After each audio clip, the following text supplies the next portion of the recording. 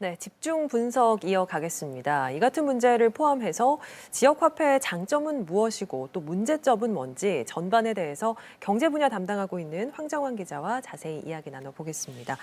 자, 황 기자, 지역 화폐 주변에 참 많은 분들이 사용을 하고 있고 또 일단 소비자 입장에서는 반응을 보면 대체로 만족하고 있는 것 같거든요. 취재를 해보니까 어떻던가요? 네, 그렇습니다. 일단 아주 많이 사용되고 있다 이런 점이 좀 확인이 됐고요. 그만큼 이제 인기가 있다는 뜻이겠죠. 그렇죠. 저도 지금 세종에 살고 있지만 이처럼 그 온통대전 카드 발급받아서 대전에서 지금 잘 사용하고 있거든요. 네네. 이런 점은 사용률을 봐도 아주 잘 알 수가 있습니다. 대전시 빅데이터 팀이 지난 5월 14일 온통대전 출시 이후의 경제 효과를 분석했는데요. 지금까지 가입자가 26만 명이 넘었고 출시 후 한 달간 이용 건수가 143만 건에 달했습니다. 발행액이 1,189억 원의 총 사용 금액은 978억 원을 기록했는데요. 대전시는 올해 안에 카드 발급자 수가 50만 명이 될 것으로 추산하고 있습니다. 이 추세대로라면 8월부터는 월 평균 1,000억 원 이상을 발행할 수 있을 것으로 전망하고 있습니다. 네. 세종시 지역화폐인 여민전도 이달 발행 규모가 150억 원인데요. 어제 판매 시작 12시간 만에 모두 소진이 됐습니다. 충남에서도 올 들어 지난 5월 말까지 15개 시군에서 2,541억 원의 지역 화폐를 발행했는데요. 지난 한 해 전체 발행엔 473억 원보다 무려 5.3배가 많습니다. 수치로 보면 아주 성공적으로 정착하고 있다 이렇게 봐도 될 것 같습니다. 아무래도 환급 혜택 덕분이겠죠. 이게 바로바로 눈에 보이니까 돈을 쓰면서도 기분이 좋더라고요. 이 지역 경제에 도움을 주고 있다 이렇게 볼 수 있겠죠. 네, 맞습니다. 지역 화폐가 인기가 끄는 요인, 그건 아무래도 환급 혜택, 말씀하신 대로 이제 캐시백이겠죠. 저 같은 경우도 이제 그런 이유 때문에 많이 쓰고 있거든요. 현재 온통대전은 기본 10%에다가 코로나19 대응을 위한 경제활력지원금 5%를 더해서 사용 금액의 15%를 즉시 돌려주고 있습니다. 그러니까 제가 만약 10만 원을 사용하면 바로 15,000원이 환급되는 구조입니다.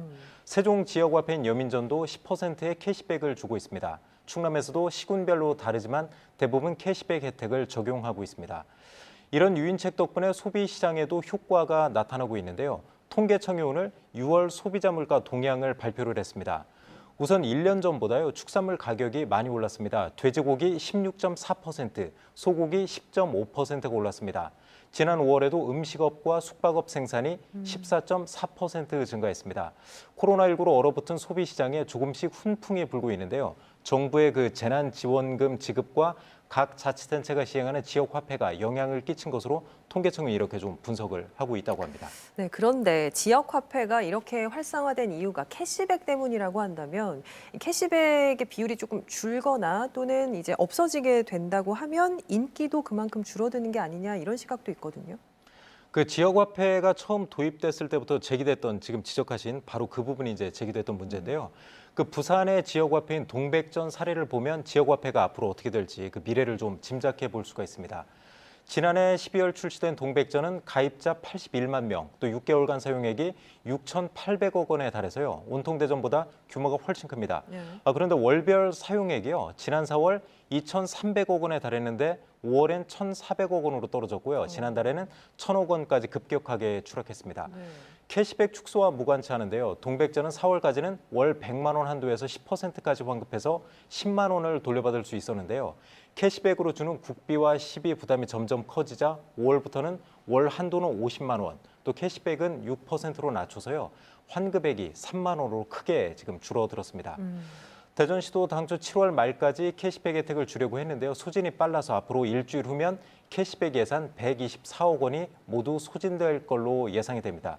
지역화폐가 단기적 인기몰이에 그치지 않고 지역 경제를 살리는 알뜰한 소비 생활로 자리 잡을 수 있도록 유인책 마련이 지금 좀 시급하게 요구가 되고 있습니다. 네, 이 이야기도 해봐야 할 것 같습니다. 사용처와 관련해서 이 지역화폐의 취지가 지역 소상공인, 골목 경제 활성화에 있는데 명품 매장에서도 온통 대전이 사용된다고 해서 논란이 됐거든요. 맞습니다. 조금 전 그 보도에서도 보셨지만요. 그 명품 제품을 파는 그 현대 프리미엄 아울렛 거기서도 온통 대전에 사용된 사실이 KBS 취재 결과 확인이 됐습니다.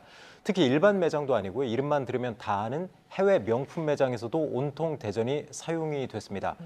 얼마 전까지 온통 대전 앱에서는요, 현대 프리미엄 아울렛을 가맹점으로 명시하고 있었습니다. 네.